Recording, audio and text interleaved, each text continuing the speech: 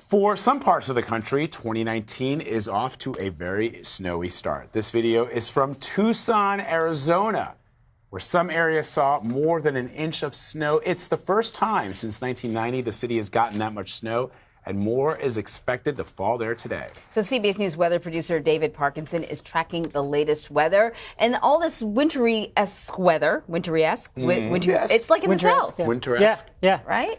Yeah, I mean, we had the New Year's Day that was as warm as I remember it, Right, very certainly mild. here in New York City, and yet they're getting snow in the Southwest and also freezing temperatures in California. So let's kind of break that one all down for you. It's all a low-pressure system that's settled right in southeastern New Mexico. So we got a little bit of snow on the back. That's what you can see to the west. That is what's snowing in Tucson, what's snowing in parts of New Mexico, where in New Mexico, at elevation, granted, they could see 6, maybe 7 inches of snow in some spots.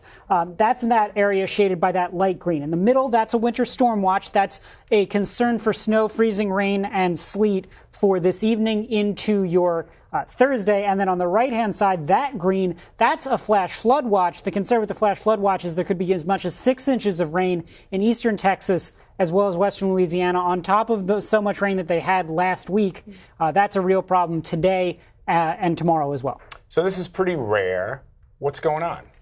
So really, we just have temperatures that are so cold all the way down to the Mexican border. Basically, there's a giant dip in the jet stream. That's also what's causing this enhancement of the moisture that's going to have the flash flood watch. So basically, it's got to tap into the Gulf moisture because the jet streams drug the storm system all the way down to the south. All the cold air is in there as well, and that's why you could be seeing some snow perhaps in Oklahoma on Thursday as well. So it's a real cold setup, but on the other side of the jet stream, on the East Coast side, it was warm. You're going to start to see some of the colder air for the East Coast as well, but all that moisture is going to make its way to the East Coast by the weekend.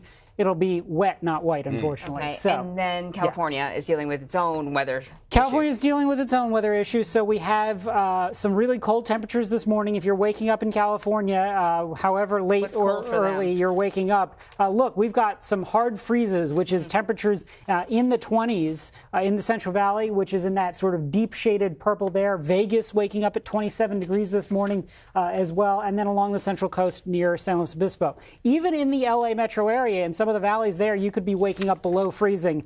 That's no bueno there. You move to LA to get out of that.